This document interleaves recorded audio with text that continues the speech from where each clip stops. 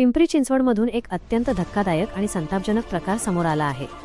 वैभवनगर परिसरात सोमवारी रात्री अज्ञात समाजकंटकांनी एका निष्पाप गायीला भूल आणि गुंगीचं औषध देऊन थेट कारमधून पळवून नेल्याची घटना घडली। ही संपूर्ण चोरीची थरारक घटना जवळच असलेल्या सीसीटीव्ही कॅमेऱ्यात कैद झाली आहे। फुटेजमध्ये स्पष्ट दिसत आहे की राखाडी रंगाच्या मारुती सुझुकी रिड्झ कारमधून आलेल्या 3 जणांनी गायीला गुंगीचं औषध दिलं आणि त्यानंतर तिला कारमध्ये कोंबून पळ काढला। चोरी झालेल्या या गायीची किंमत सुमारे 20,000 रुपये आहे।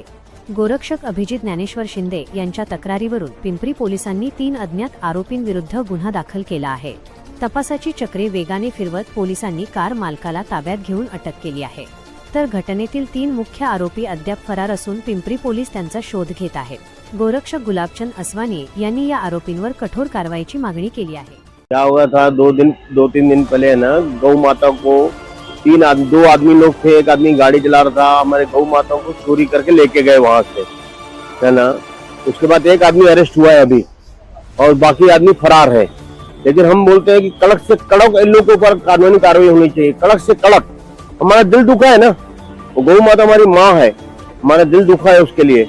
जैसा योगी सरकार मौका लगाते हैं, लोगों को मौका लगना चाहिए, लोग के खिलाफ सबके ऊपर मौका लगना चाहिए। दोबारा ऐसी कभी भी होनी नहीं चाहिए, कड़क से कड़क लोगों पर कार्रवाई होनी चाहिए।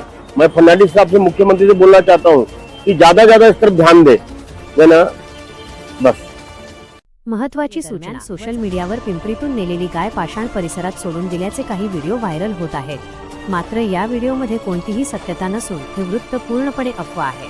पिंपरी पोलिसांनी नागरिकांना अशा कोणत्याही खोट्या अफवांवर विश्वास न ठेवण्याचं आवाहन केलं आहे। सत्यवार्ता न्यूज, सत्य आणि निर्भीड बातम्यांसाठी पाहत रहा।